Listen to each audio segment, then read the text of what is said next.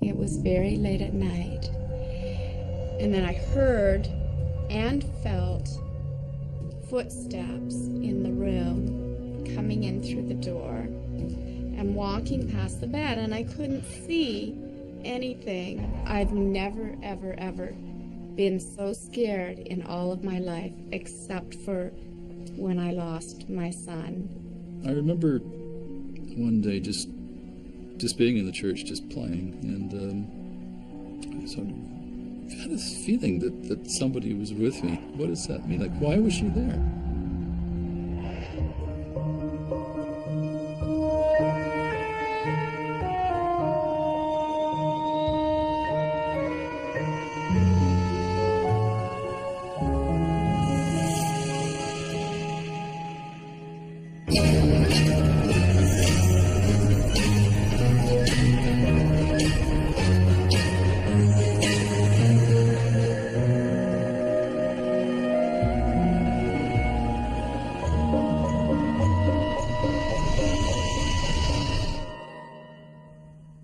I felt like I was a very spiritual child in terms of the church and things like that. Like, we were Catholics, but we weren't sort of hardcore at all. But I had like a little statue of Jesus that I used to pray to, and I really felt very connected for some reason, even though my family wasn't all into that.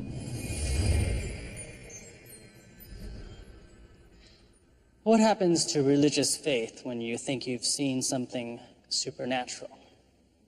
Today in Ghostly Encounters, we'll meet a man and a woman who have lived that question.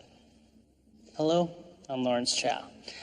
You know, when a lot of us were growing up, you just didn't miss church on Sunday.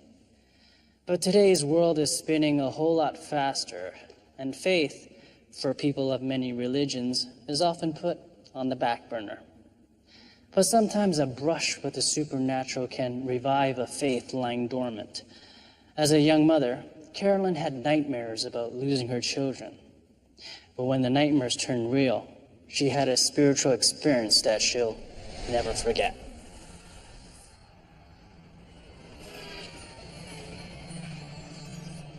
My sisters and I took all our children and we collected them and we took them off to the PNE, which is the exhibition in Vancouver.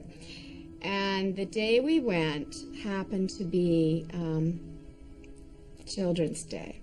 I had Connor, who was 3, and Brendan, we were pushing in the stroller. Connor was very, very interested in the motorcycle ride. You know, he absolutely loved it. So we let him do that. And then off we went on our merry way. The baby was in the stroller, and Connor was right beside me. And then he wasn't. And I said, Ginny, where's Connor? And she said, Kathy, where's Connor? And none of us knew where he was, and we each thought the other was watching him. I will always, always, till the day I die, remember the panic that just flooded through my body. I just started running, and as I'm running towards him, I'm getting more and more scared because I'm thinking about what if he isn't there? Then what? I don't know what my next move is. I don't know. And I got to the motorcycles, and he wasn't there, and they hadn't seen him, and they didn't know who I was talking about. And so I started to run as fast as I could run. And I ran out of the little kid playland area, and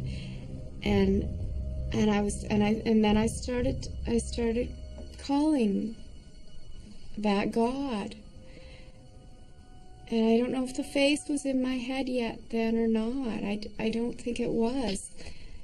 But I just started calling, help, help, help, help my little boy. Help me find my little boy. Help me find my little boy. Help me find my little boy.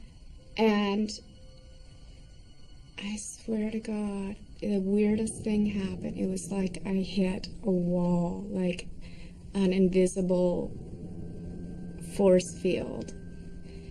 Boom! Like a big hand came out and just went and pushed me here and just went, stop. And I dropped to my knees and I started to pray.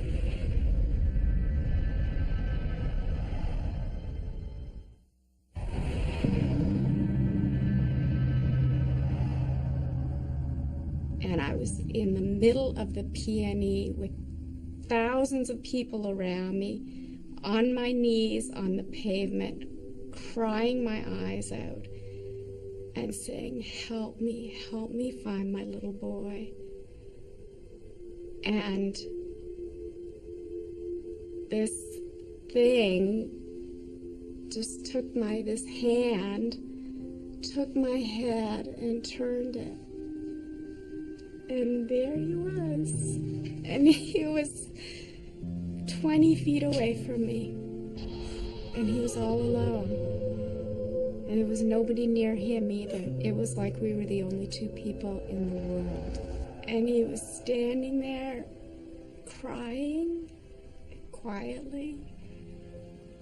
And if that hadn't stopped me, I was going that way. And I wouldn't have seen him. And I wouldn't have found him. And I ran over and I grabbed him and I hugged him and I loved him.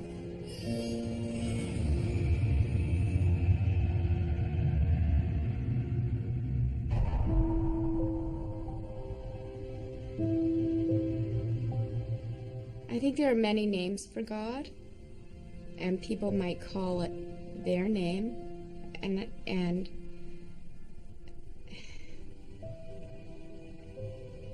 they might say it was God, or they might say it was an angel. I think it was one of God's angels. That's the face that I can put to God.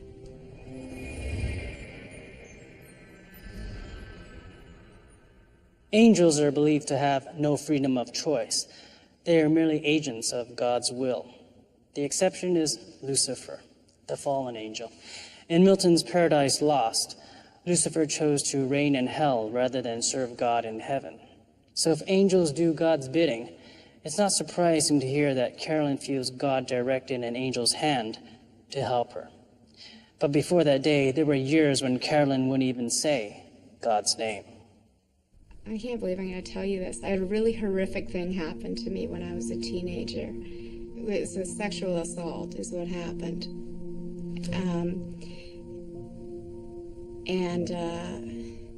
And I didn't tell my mom and dad, and I didn't tell anybody until years later, you know.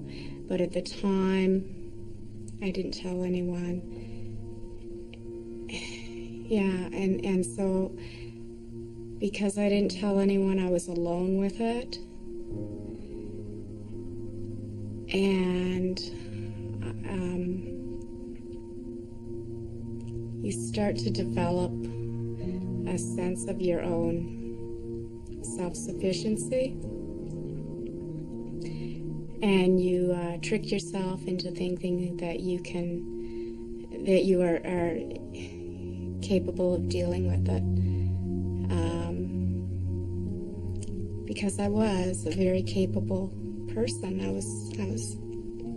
was quite bright, and I could do things. And I thought, well, and this I can also do, and so I isolated myself from everything, from everybody, and from God, from that face.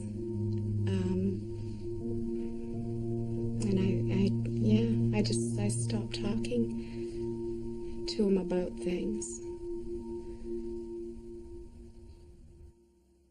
Carolyn turned away from God after going through that terrifying ordeal. She found her way back to him on the midway because she felt he answered her cry for help. That renewal of faith convinced Carolyn she wasn't alone, and that she could now confront her attacker and send him to jail 16 years after the assault.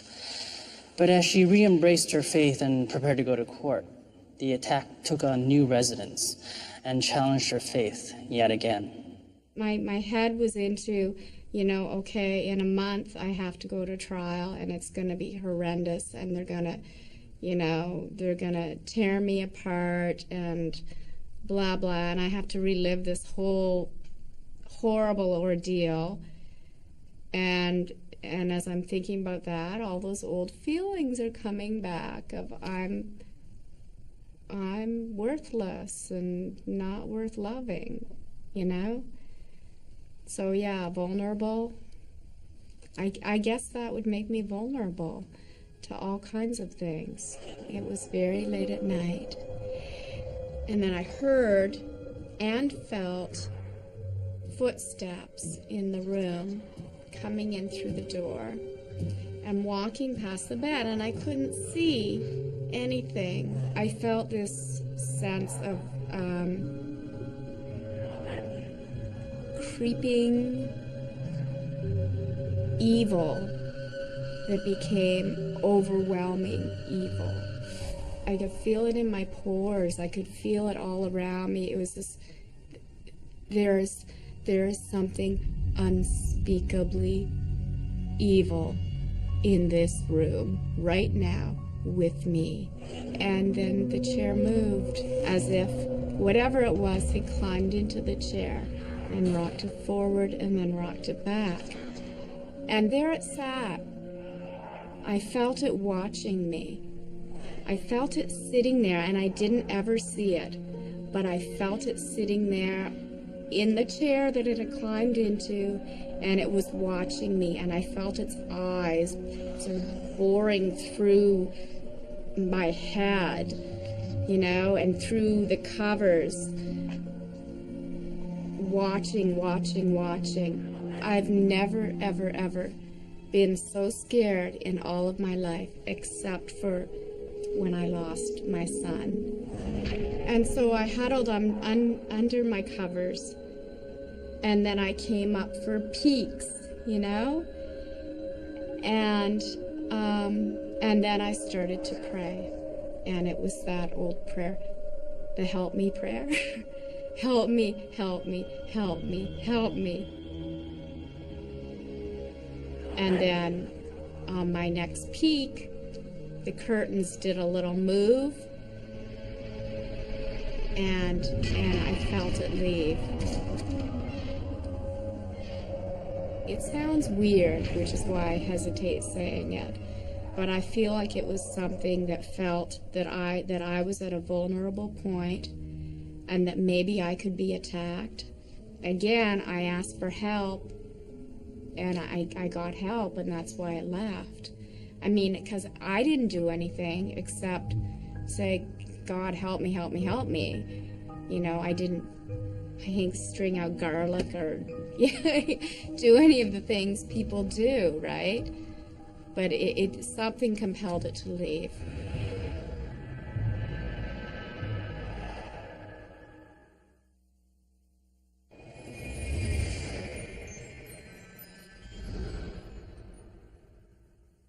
Carolyn thinks she got help because she was ready to receive it.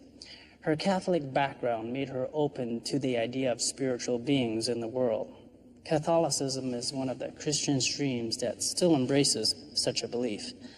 Eric Robertson didn't grow up Catholic, but he was raised in an environment that allowed him, like Carolyn, to believe in spiritual beings.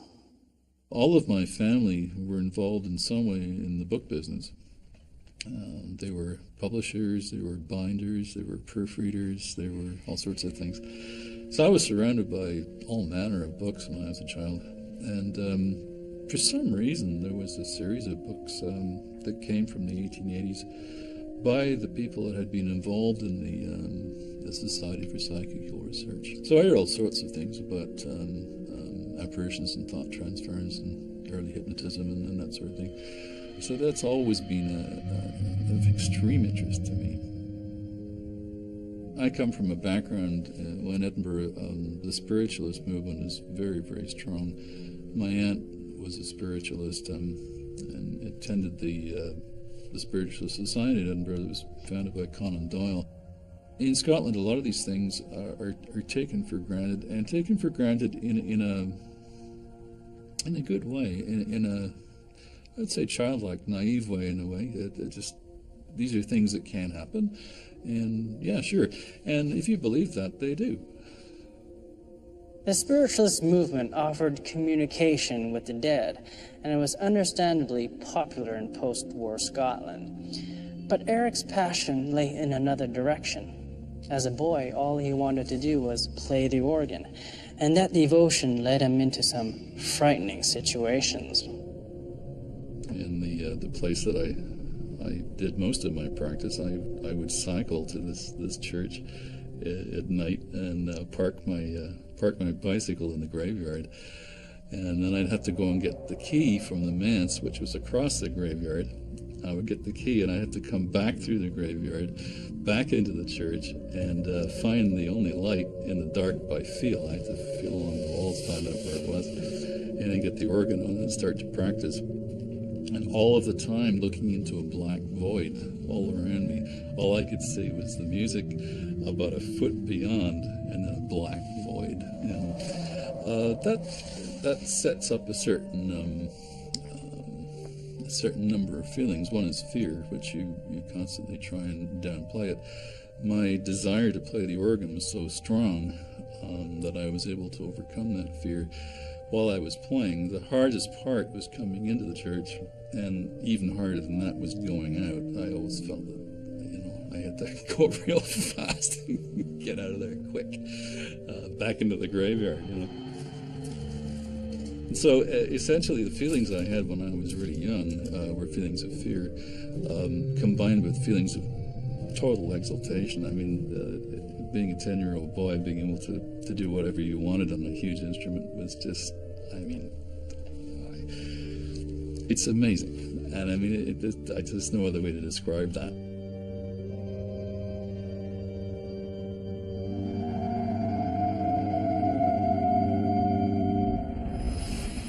Despite his fear, Eric kept playing the organ.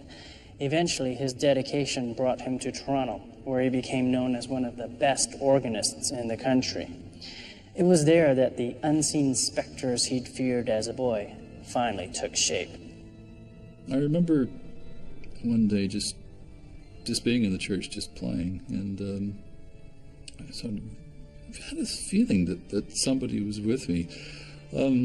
It's not an uncommon feeling, because if you're in a big building, you like to know if somebody's with you.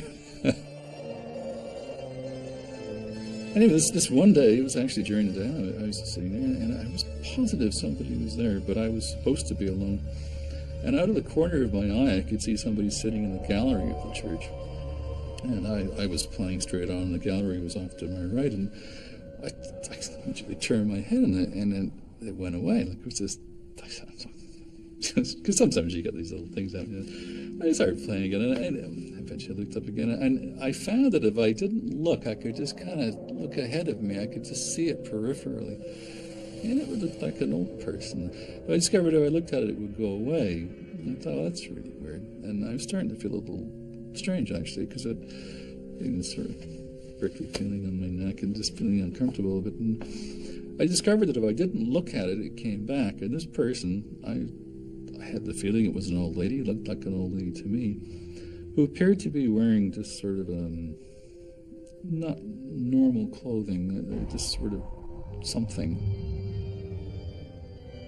I think sometimes when we think we're frightened, I'm not sure that we actually are. I think we're just experiencing something important, or something that's got a real rush to it, And I think that's an important distinction. So I think when I felt what I thought was frightened, I think it's more complicated than that. I don't think it's just, somebody's chasing you with a cleaver or something. That's terror. This is not fear, it's not terror. It's an awareness that something significant is happening. Often those who think they've seen a ghost deny it. They're afraid of being called crazy. They have what our psychotherapists call a strong adult ego state, the so-called thinking mechanism. Rather than deny it, Eric tested his adult ego by asking for more evidence. He told the apparition to bring it on. That was the first thing I did when I went back, and I had to look up in the gallery and see if she was still there. Of course, she wasn't. But started thinking more and more about what does that mean? Like, why was she there? Like, why would that happen? You know, just that doesn't happen. I mean, why? And then it happened again, and this time I thought to myself, you know, this is not scary anymore. This is interesting. This is really, really interesting. And I just went through the same process again, but not with the same degree of wanting to look. I just kept on playing, and I got the impression that I was with somebody and that somebody was with me, and everything was okay, you know. I had a really strong feeling of not being alone. She's wise and she's friendly. I think she's friendly. She's certainly powerful. She's completely silent. Completely and utterly silent. It's like being in a vacuum. It's like being in a recording studio with nobody in it. It's just dead. There's just nothing happening at all in the air. Nothing. Got the feeling that everything sort of went quiet, stood still. It's an envelopment of quiet. I can stay doing what I'm doing, and she'll stay where she is. And in terms of feeling, I do get a feeling. I get a feeling of I guess a feeling of warmth. There's a feeling of safety, actually, in a funny sort of a way. The one thing about this whole thing that kind of I find upsetting is I can't talk to this person. I'd love to actually talk to her. Maybe I will. I don't know. I so far, she's not available. She's inscrutable. She's totally quiet, and she's totally distant, and totally focused. Totally focused on me. There's always a reason for her being there. She doesn't just show up. There's always something that I just in progress, or something's going to happen, or something's not right. It's that premonition that things are going to be all right. But you got to take care of things. You know, it's not going to be all right if you keep on doing what you're doing. Things have to change. And it's a message. She's sort of a message. Many religions, including some Jewish and Christian groups, steer away from the spirit world. There is a fear that when you open that door, evil can come in with the good. But as Carolyn and Eric's stories show us, accepting the idea that there are spirits can have a positive impact on faith. Carolyn needed the God she'd known as a child. Eric needed the reassurance that there is life beyond what we know here on earth, and both found their faith was made solid as a result of their encounters with the supernatural. I am absolutely convinced that I'm not alone in this world. From that, I'm absolutely convinced of it. There is another part to life. There's another stream of life, and I can feel being in it, and I can feel being out of it.